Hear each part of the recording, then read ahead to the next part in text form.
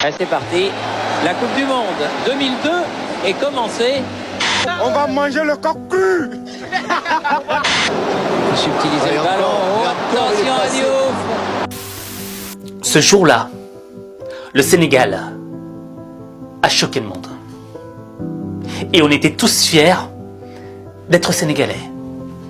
Même si on n'était pas tous sénégalais.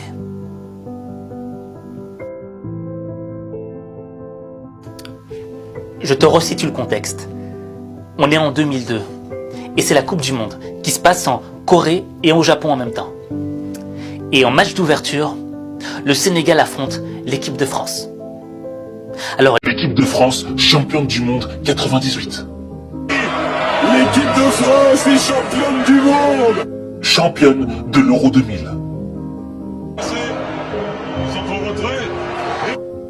Et dans cette équipe, t'avais que les meilleurs joueurs du monde, qui jouaient dans les plus grands clubs du monde.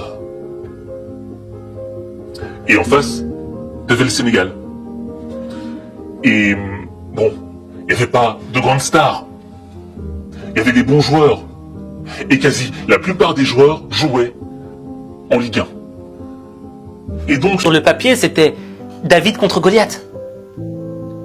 Et on se disait, bon, les Sénégalais, ils sont bien gentils, hein, mais bon, on va vite passer ce match parce que les Français étaient focalisés sur la finale. Et les journalistes disaient déjà que la France allait affronter en finale l'Argentine et remporter la Coupe du Monde 2002. On a un décor tout bleu, on va carrément être chauvin. Je peux vous le dire, on va soutenir les bleus tous cet après-midi. Pour nous, vous le savez, que du bleu. Aujourd'hui, sur ma carte, que du jaune. Si vous avez un maillot, vous faites comme moi, vous le portez, et en régie, tout le monde a l'écharpe. On les soutient. Bon week-end. Allez les Bleus. Ouais. Ouais, c'était l'euphorie.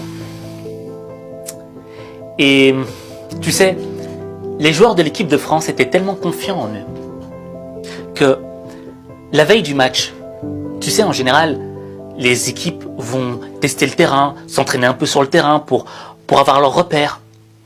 Et bien, les joueurs de l'équipe de France ont estimé qu'ils n'avaient pas besoin d'aller repérer le terrain ou de s'entraîner juste avant le match. Enfin, la veille du match.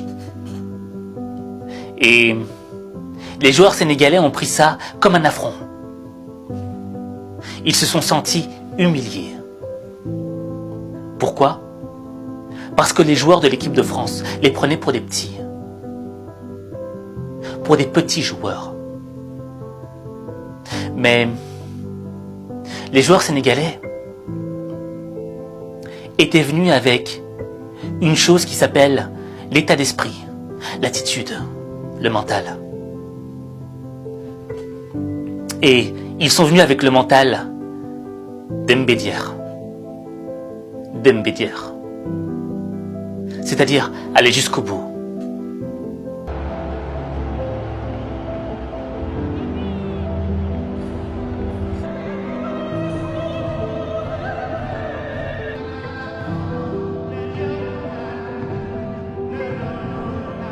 Et dès les premières minutes du match, les Sénégalais montrent qu'ils ne sont pas là pour jouer. C'est ce que démontre El Hadji Diouf. Les Sénégalais attaquent chaque ballon. Mais l'équipe de France a beaucoup de qualité. Et Trezeguet manque de marquer un goal. Mais les joueurs sénégalais avaient l'esprit des lions de la Teranga. Ils ne défendaient pas, ils attaquaient.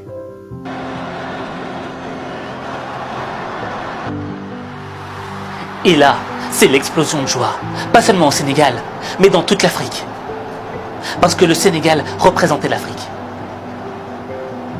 Mais les Français n'allaient pas se laisser humilier par cette petite équipe africaine. Alors ils ont commencé à mettre le rouleau compresseur.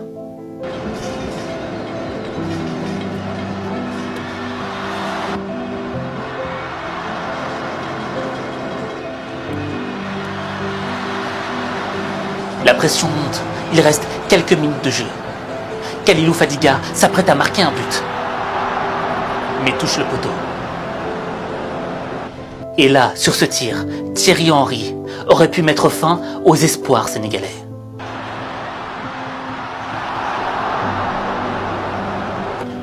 Et là, le Sénégal remporte la victoire. C'est toute l'Afrique qui explose de joie. Moi, je me souviens très bien, j'étais tellement heureux que je suis tombé par terre. Je suis tombé par terre, mais je me suis relevé. Et il y avait cette phrase qui tournait partout en boucle. Le coq ne peut pas manger le lion. Et tous les Sénégalais étaient partis acheter des coqs. Terminé, tous les Dakarois qui étaient chez eux devant leur écran de télé sont sortis dans les rues, habillés du drapeau sénégalais. Le coq ne peut pas tuer un lion. C'est pas possible. Ah, c'est les gris-gris. C'est les gris-gris. Qu'est-ce que c'est les gris-gris? C'est les marabouts. C'est les marabouts. Le 14 juillet 98, j'ai manifesté sur les Champs-Élysées avec le maillot de l'équipe de France, avec des klaxons, on m'a pas verbalisé. Aujourd'hui, je suis sénégalais. Le Sénégal gagne la France, je manifeste avec mon klaxon, on va me verbaliser. La police est là. Et c'est monsieur qui l'a dit, ce policier. Vive le Sénégal! Orgasme footballistique, il n'y a pas d'autre mot. Et là, le parcours de l'équipe du Sénégal était juste incroyable. Et c'était pas juste une question de football, c'était une question d'attitude. Ce groupe du Sénégal respirait la joie de vivre. Il nous donnait l'envie d'être sénégalais, même si on ne l'était pas. J'appelais ça le sénégalovirus. Alors, t'as le coronavirus qui attaque le système respiratoire. Et t'as le sénégalovirus qui lui attaque l'esprit. Et il te dit que tout est possible. Quoi que disent les gens, quelle que soit la manière dont les gens te voient, si tu décides d'être grand, tu seras grand. Et ce virus, c'était une pandémie mondiale. Il a frappé le monde. Tout le monde était sénégalais, jusqu'aux journalistes français. Des Français qui sont très attachés à l'équipe sénégalaise. Vous le voyez ici dans les rues de Paris, sur les Champs-Élysées. Il y a eu des explosions de joie après la victoire, car comme vous le rappelez à l'instant Martin Zara, la plupart des joueurs sénégalais, c'est-à-dire 21 sur 23, jouent dans des clubs français. Cette équipe sénégalaise est donc un peu la nôtre. Et puis on est content d'avoir un entraîneur français à la tête d'une équipe qui va jouer les quarts de finale alors que la France a été éliminée. Alors aujourd'hui, ce petit pays qu'est le Sénégal est un grand pays et aujourd'hui il représente l'Afrique. Voilà, et un peu la France aussi. Et cette histoire du Sénégal, on peut la retranscrire à nos vies, dans notre quotidien. Combien de fois dans ta vie, on t'a fait croire que tu étais un petit, que tu n'étais pas capable, que tu n'étais pas si bon que ça, que tu pourrais jamais y arriver? Combien de fois? Combien de fois on t'a fait douter sur tes capacités? Et combien de fois t'as reculé? Alors tu vois ici, l'équipe du Sénégal, bon, les joueurs jouaient pas dans des grandes équipes, ils jouaient tous en Ligue 1, d'accord? Mais pourtant, ils ont refusé de jouer les petits. Quand ils sont arrivés dans cette Coupe du Monde, ils ont décidé de montrer de quoi ils étaient capables. Quelle que soit l'issue finale, victoire ou échec. Et c'est cette attitude qui se ressentait. Et cette attitude représente clairement une phrase que je me répète tous les matins. Une phrase qui avait été prononcée par Feu Sa Majesté Hassan II. Pour jouer dans la cour des grands, il faut arrêter de jouer les petits. Pour jouer dans la cour des grands, il faut arrêter de jouer les petits. Et c'est ça l'esprit. C'est de se voir grand. Napoléon mesurait 1,68 m. Mais il ne se voyait pas à travers sa taille, à travers son apparence. Il se voyait à travers ce qu'il était capable de faire. Il savait qu'il était capable de faire de grandes choses, d'avoir un empire, même s'il ne mesurait qu'1,68 m. Ce qui compte, c'est pas comment les gens te voient. Ce qui compte, c'est comment tu te vois.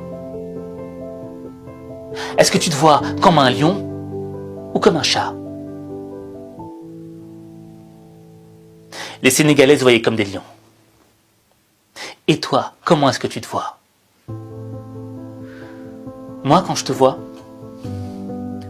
je vois un lion.